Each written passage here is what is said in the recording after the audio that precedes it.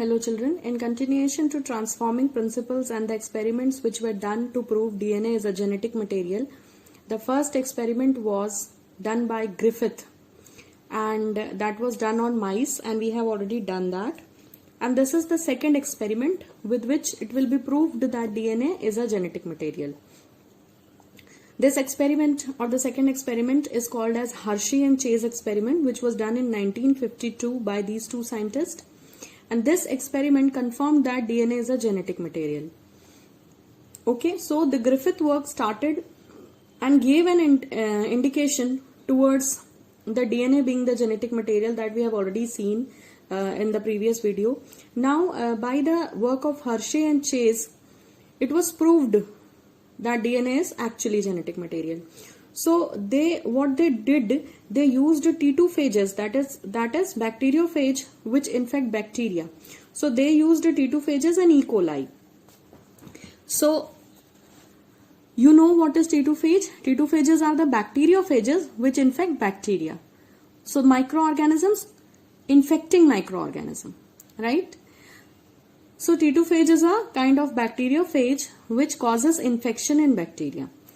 So basically, first of all, we will discuss the structure of this T2 phage, and then we will see how it infects E. coli and how with the help of the experiment Hershey and Chase proved that DNA works as a genetic material. So if we discuss the structure of T2 phages, it is made up of only two things. They have a protein capsid which is polygonal in shape. ये जो आपको बाहर का polygon दिखाई दे रहा है, this polygon, this is called as protein capsid. इसे capsid कहते हैं and it is made up of protein. यहाँ पे मैंने इसको blue color से बताया हुआ है कि this is protein capsid and it is a kind of what? Polygon, right? So this polygonal shape is representing protein capsid of the T2 phage. And then the second thing is DNA. इस T2 phage की body में सिर्फ दो ही parts होते हैं. पहला होता है बाहर का प्रोटीन कैप्सिड जो प्रोटीन का बना होता है, और अंदर होता है इसके डीएनए. ठीक है, तो ये दो मेन पार्ट्स हैं इसकी बॉडी के. अपार्ट फ्रॉम दिस, ये एरिया जो है जिसमें ये आपको टेंटेकल्स टाइप के दिखाई दे रहे हैं, लेग्स टाइप के, ये इसके टेल पीस हैं और आप इनको एंड प्लेट भी बोल सकते हैं यहाँ पर. Okay, now this is the structure of T2 phage. And the main part of the T2 phage is protein capsid and DNA. And this is the diagram of the T2 phage. Now, what Hershey and Chase they did, they cultured T2 phages with E. coli in two types of medium. What they did, they have cultured E. coli and T2 phages in the two different kinds of medium, but these were cultured together. ठीक है, मतलब एक vessel में उन्होंने T2 phage और E. coli लिया और एक मीडियम था जिसमें इनको कल्चर किया, और दूसरे वेसल में भी उन्होंने T2 phage और E. coli लिया बट मीडियम अलग था. Okay, so the virus which required medium for multiplication, so they provided two types of medium.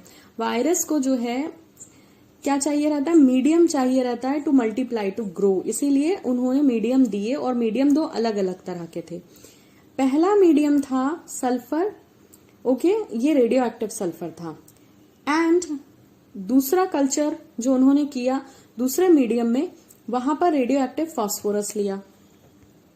Now see the purpose और the motive behind taking two different mediums.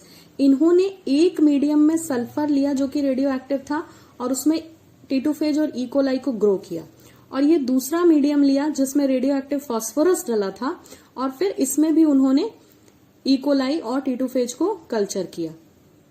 अब आप ध्यान से देखें कि सल्फर जो होता है, it is a component of protein and not found in DNA. Sulphur जो है वो कहाँ पाया जाता है? प्रोटीन में, लेकिन डीएनए में नहीं होता. Now the T2 phages which were cultured here, sulphur वाले मीडियम में, they have sulphur incorporated in the amino acids of protein. क्यों? क्योंकि हमने अभी पढ़ा कि सल्फर जो है वो प्रोटीन में पाया जाता है पर डीएनए में नहीं पाया जाता. तो जो T2 phages को आपने सल्फर वाले मीडियम में ग्रो किया था, उन T2 phages की बॉडी में जो प्रोटीन था उसमें सल्फर पाया गया. ठीक है, क्योंकि आपने सल्फर वाले मीडियम में उनको इनकॉर्पोरेट किया, उनको ग्रो किया, और वहां पर क्या देखा आपने कि sulphur was found as a part of the protein of amino acid.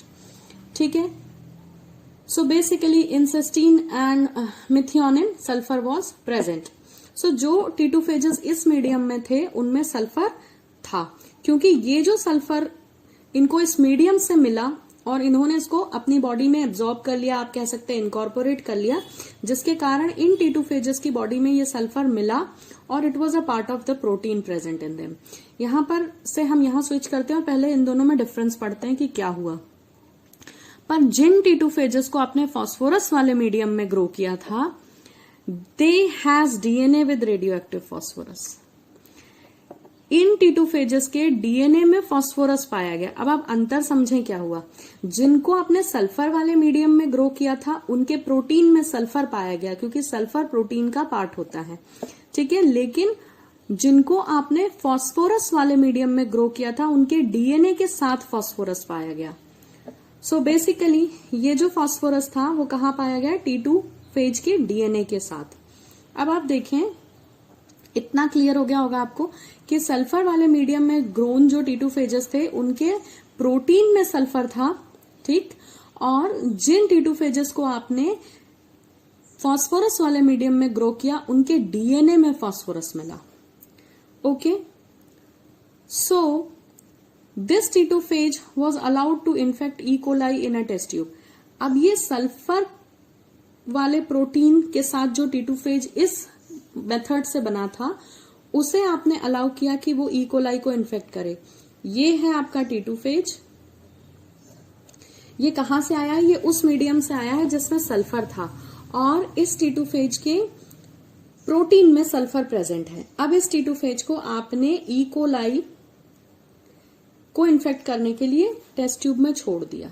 ठीक है, तो अब आप देखें क्या हुआ कि यहां पर जो है, अगर आप ध्यान से देखेंगे तो जो बैक्टीरिया था उसका कैप्सिड जो होता है, कैप्सिड मतलब बाहर का जो हेक्सागोनल या polygonal cube type polygonal structure था, वो जो है कहाँ आ गया, लाइट होने के कारण ऊपर, और नीचे की तरफ बैक्टीरिया रह गए ई कोलाई।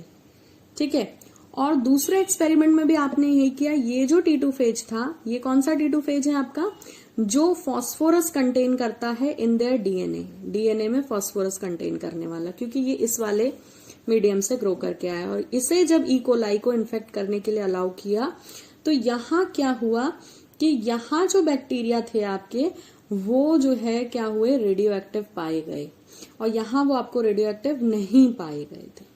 ठीक है, तो एक्चुअली ऐसा क्यों हुआ, यहां कौन रेडियो एक्टिव मिला, यहां पर आपको जो है केवल कैप्सिड रेडियो एक्टिव मिला, लेकिन यहां पर इन्होंने जिनको इन्फेक्ट किया था वो सभी रेडियो एक्टिव पाए गए।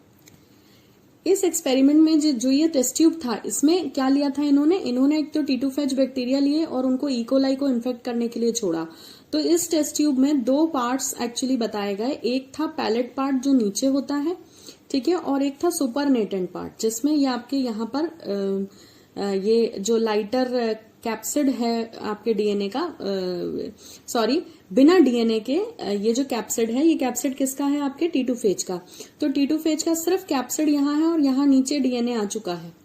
ठीक है, तो यहाँ आपने क्या पढ़ा था, सिर्फ कैप्सिड में प्रोटीन था। तो इस फर्स्ट एक्सपेरिमेंट में जो है आपको जो सल्फर मिलेगा वो कहाँ मिलेगा, सिर्फ सुपरनेटेंट पार्ट में मिलेगा, और रेडियो एक्टिविटी भी आपको सिर्फ इसी पार्ट में मिलेगी। ठीक है, क्योंकि आपने सल्फर से इसको कल्चर किया था और सल्फर किसका पार्ट होता है, प्रोटीन का पार्ट होता है, डीएनए का नहीं, और डीएनए कहाँ चला गया, पैलेट पार्ट में, और पैलेट पार्ट में रेडियो एक्टिविटी भी नहीं मिलेगी आपको। लेकिन इस वाली टेस्ट ट्यूब में क्या हुआ, इस वाली टेस्ट ट्यूब में आपको पैलेट पार्ट रेडियो एक्टिव मिला। क्यों, क्योंकि इन कैप्सिड से डीएनए निकल कर नीचे आया है, और डीएनए में क्या था, आपने अभी ऊपर पढ़ा था कि DNA was having the radio active phosphorus, तो इसीलिए आपको रेडियो एक्टिविटी कहाँ मिली, यहाँ पर पैलेट पार्ट में मिली। तो इन दोनों एक्सपेरिमेंट्स का कंक्लूजन क्या हुआ, पहले एक्सपेरिमेंट में आपने देखा कि रेडियो एक्टिविटी केवल सुपरनेटेंट पार्ट में थी, ऊपर वाले हिस्से में, और दूसरे वाले एक्सपेरिमेंट में radioactivity is only in the pellet part, वो पैलेट पार्ट में मिली। सो कंक्लूजन क्या था कि डीएनए जो है जेनेटिक मटेरियल है। क्यों जेनेटिक मटेरियल है? क्योंकि इस वाले एक्सपेरिमेंट में डीएनए फास्फोरस कैरी कर रहा था, ठीक है, और डीएनए फास्फोरस कैरी कर रहा था, इसीलिए आपको पैलेट पार्ट में रेडियो एक्टिविटी देखने को मिली जहां बैक्टीरिया कल्चर हो रहे थे। So this experiment proved that DNA is the genetic material and this was carried forward by whom? Hershey and Chase. So what is the conclusion of this experiment is, as I told you, when T2 phage comes to infect the E. coli, and the first experiment, if you follow these two, T2 phage and E. coli were cultured in the medium containing radioactive sulfur, that is sulfur 35. So you have a medium which is having sulfur 35, T2 phage and E. coli. Three things are there in this test tube. So after putting the medium T2 phage and E. coli in this test tube, the content of the test tube was centrifuged. तो centrifugation के बाद क्या होता है, जो T2 phage है आपका, उसका जो बाहर का कैप्सिड होता है, ये जो प्रोटीन का बना हुआ कैप्सिड है बाहर का, जैसे आप पॉलीगोनल शेप का ये स्ट्रक्चर बोलते हो, this is very lighter, so this will separate from the bacteria. तो यहां पर क्या होगा कि ये लाइट होने के कारण ये कैप्सिड अलग हो जाएगा और नीचे की तरफ पैलेट पार्ट में क्या आ जाएगा, आपके बैक्टीरिया आ जाएंगे and with DNA they will come. तो क्या हुआ, आपका कैप्सिड तो हल्का होने के कारण सुपरनेटेंट पार्ट में रह गया। अब यहां पर क्या हुआ था कि आपको रेडियो एक्टिविटी सुपरनेटेंट पार्ट में देखने को मिली थी। तो सुपरनेटेंट पार्ट में रेडियो एक्टिविटी क्यों देखने को मिली थी? क्योंकि आपने पढ़ा था कि सल्फर जो है वो प्रोटीन का कंपोनेंट है, और ये जो कैप्सिड है, ये जो बाहर के कैप्सिड है, यही तो प्रोटीन्स के बने थे।